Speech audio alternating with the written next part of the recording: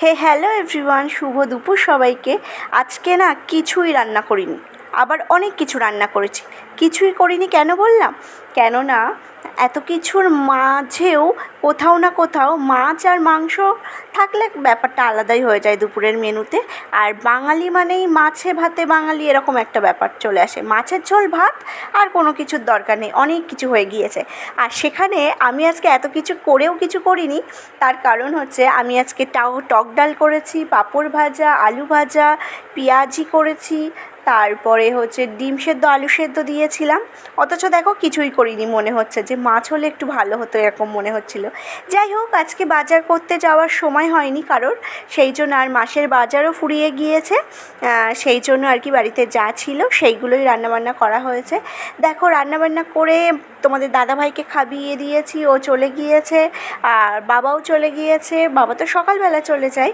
আর হচ্ছে আমি আর মা এখন বাড়িতে আছি। খাওয়া দাওয়ার পরে অনেক কাজ থাকে, যেটা আগে বিয়ের আগে ছিল খাওয়ার পরেই ঘুম। এখন আর সেই ঘুমটা না মনে হয় না, মানে শুয়ে থাকলে মনে হয় ইস ওই কাজটা করে নিয়ে তারপরে না হয় একেবারে ঘুমাতে যাব, এই করে করে আর অর্ধেক দিন ঘুমানোই হয় না। যাই হোক, ছাদের উপর থেকে সব জিনিসপত্র এনেছি, মানে মা যেগুলো কেচে দিয়েছিল, বিছানার চাদর, তারপরে বালিশের ওড়, সেইগুলোই এখন পরাবো। আর হচ্ছে একটা মোছা, যেটা আমি আগের দিনই তোমাদেরকে শেয়ার করেছি তোমাদের সাথে, যে একটা ব্লাউজের পিস আছে যেটাতে মুছতে, মানে এই সমস্ত সব মুছতে বেশ সুন্দর সুবিধা হয়, আমি সেটাতেই মুছি। সেটাও কেচে দিয়েছিল মা, তো সেগুলো সব ভালো করে রেখে বালিশের ওড়গুলো পরাবো এখন।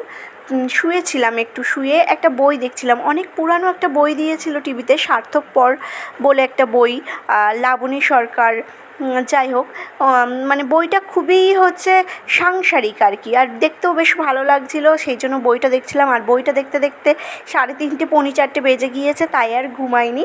একেবারে এসে ছাদের থেকে জিনিসপত্রগুলো এনে আমি দেখো ভাঁজ করা শুরু করেছি। প্রথমে বিছানার চাদরগুলো ভাঁজ করব, তারপরে বালিশের ওড়গুলো পরাবো।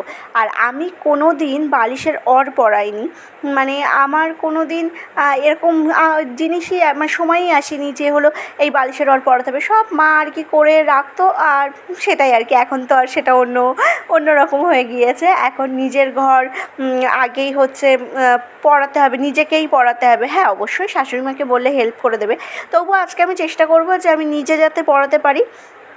আমি সেই মানে এমন একটা হয় যে আমি বালিশের মানে ওই কভারের মধ্যে বালিশটা দিতেই পারি না, মানে সে কি একটা বাজে অবস্থা। যাই হোক, আজকে চেষ্টা করব যতটা দূর সম্ভব আমার।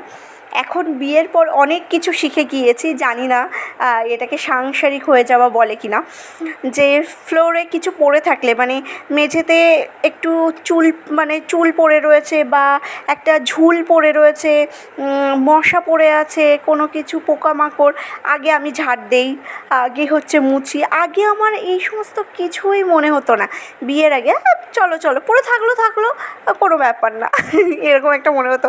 আর এখন জানি, মানে মনে হয় এই বাবা কেমন একটা নোংরা লাগছে, এক্ষুনি যদি ঘরে কেউ একজন আসে তাহলে সে কি বলবে, এই বউটা বোধহয় খুব নোংরা, ঘরটার মোছে না, ঘর ঝাড় দেয় না, এরকম একটা ব্যাপার। তো সেই একটা মন থেকে যেন সেরকম একটা চলে আসে। আর আমি দুবেলা করে ঘর মুছি, দুবেলা করেই ঘর ঝাড় দিই, এরকম একটা ব্যাপার।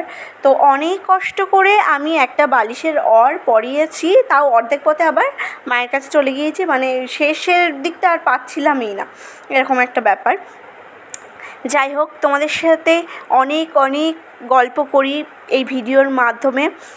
তো আমার ভিডিও কেমন লাগছে তোমরা অবশ্যই কমেন্টে জানিও, আর ভালো লাগলে লাইক কমেন্ট করো, সাবস্ক্রাইব করে আমার পাশে থেকো। একটা দিদিভাই আছে, যার নামটা না নিলেই নয় এই ভিডিওটার মধ্যে, আমি তার নামটা নিতে চাই, শিখা কি সারনেমটা ভুলে গিয়েছি। যাই হোক, ওই দিদিভাইটা প্রচুর ভালো কমেন্ট করেন। আর আমি সত্যি, মানে আমি ওই একটা কমেন্ট আসুক, কিন্তু কমেন্টটা ভালো হোক, এটা সবাই চাই। সবাই আর কি সোশ্যাল মিডিয়ায় এসে সবাই মানে এই জার্নিতে বলে যে হলো লোকের বাজে কথা সহ্য করতে হবে। হ্যাঁ, সেটা শুনি, কিন্তু তারপরেও বাজে একটা কমেন্ট পেলে যেন মনটার ভিতর কেমন হয়। কিন্তু আমি ভিডিও স্টার্ট করার পর থেকেই, মানে ভালোভাবে ভিডিও স্টার্ট করার পর থেকেই ওই একটা দিদিভাই আছে, একজনই আছে যে খুবই ভালো কমেন্ট করেন। আর আমি বলবো, আমি সত্যি খুবই মানে ভালো লাগে আমার ওই দিদিভাইয়ের ওই কমেন্ট। আর আমি বসে থাকি, মানে আমি অপেক্ষায় থাকি যে না অবশ্যই হচ্ছে উনি আমাকে কমেন্ট করবেন, বা আমি একটা জিনিস দেখেছি, আমার যদি কোথাও ভুলও হয় না তো উনি সেটা ভালোভাবে বুঝিয়ে বলেন। এবার সেটা না, সেই ভুল ঠিক করতে বেশ ভালোই লাগে। আর দুই একজন এসে পর নেগেটিভ কমেন্ট করে দেয়, সেটা যেন বড্ড একটা গায়ে লেগে যায়। যাই হোক, এই জায়গায় থাকলে গায়ে লাগালে হবে না, সবার কথা। তো দেখো, ঘরের কাজকর্ম সেরে আমি আবারও স্নান করেছি। আমি দুবেলা করে স্নান করি। আর অত্যাধিক গরমও পড়ে গিয়েছে, প্রচণ্ড পরিমাণে ঘাম হচ্ছে, সেজন্য স্নান করে নিয়েছি। করে একটু লেবু আর শশা খেয়েছিলাম, আমি আর মা দুজন মিলে খেয়ে মা শুয়েছিল, আমি একটু রাস্তার দিকে এসেছিলাম। রাস্তার দিকে এই জলকরটা, মানে আমাদের বাড়ির সামনেই একটা জলকর আছে, রাস্তার ওই পাশে প্রচণ্ড পরিমাণে হাওয়া হয়। আর এখানে মানে কন্টিনিউ হাওয়া হতেই থাকে, হাওয়া থেমে যায় না, হাওয়া হয়ে যাচ্ছে এরকম একটা ব্যাপার। আর এই যে মাঠটা, এখানে সব বাচ্চারা খেলাধুলো করে, বাচ্চাদের মায়েরাও যায় তাদের সাথে। আর আমি দেখো বসে আছি, ওই যে পিছনে একটা দিদিভাই যাচ্ছে, তার বাচ্চাও গিয়েছে খেলতে। প্রচণ্ড হাওয়া হয়, মানে রাত 11টা পর্যন্ত ওখানে লোকজন বসে থাকে সবাই। আমি যেখানে বসে আছি ওরকম খড় বস্তা মতো আছে, সেখানে বসে থাকে। তারপরে বাবা বাড়ি থাকলে আমি ওইখানে হচ্ছে চেয়ার নিয়ে গিয়ে বসি, আমি, বাবা, আর তোমাদের দাদাভাইও থাকলে, যেমন কালকে ছিল আমরা গিয়েছিলাম এরকম। তো দেখো প্রচণ্ড হাওয়া হচ্ছে বলে, আর আমি চুল ভিজি, আমি যখনই স্নান করি চুল ভিজিয়ে স্নান করি, তা না হলে আমার কেমন একটা অস্বস্তি হয় চুল না ভেজালে। অনেকে আবার এমন আছে যে চুল ভেজায় না, কিন্তু আমার আবার চুল না ভেজালে হবে না। তো যাই হোক, বাড়ি আসার পথে আমার যা, মানে খুড়তুতোদের জেঠতুতো যা আর কি, তো জেঠিমণির ছেলের বউ আর কি, তো সেই যা, মানে ওরা না জুতোর ব্যবসা করতো। তো হঠাৎ করে সেই ব্যবসাটা বন্ধ হয়ে যায়, অনেক জুতোই থাকে, আর সেই জুতোগুলো আর কি ওরা কম প্রাইসে ছেড়ে দিচ্ছে, এরকম একটা ব্যাপার। তো তার ভিতর থেকে এই জুতোটা আমার বেশ ভালো লেগেছে, মানে এখানে ওখানে চলাফেরা যাবে, তো সেই জন্য নিয়ে নিয়েছি। খুব বেশি দাম না, 100 টাকা নিয়েছে। কেমন হয়েছে তোমরা অবশ্যই কমেন্টে জানিও। তারপরে দেখো, খিদে পেয়ে গিয়েছে বলে একটা লাড্ডু খেয়েছিলাম। লাড্ডুটা আগের দিন অক্ষয় তৃতীয়াতে হচ্ছে একটা যে দোকান থেকে আমরা মাসকাবাড়ি বাজার খাই, সেখান থেকে আর কি গিফট দিয়েছিল। তো সেই লাড্ডু আর কি, লাড্ডুটা খুবই টেস্টি।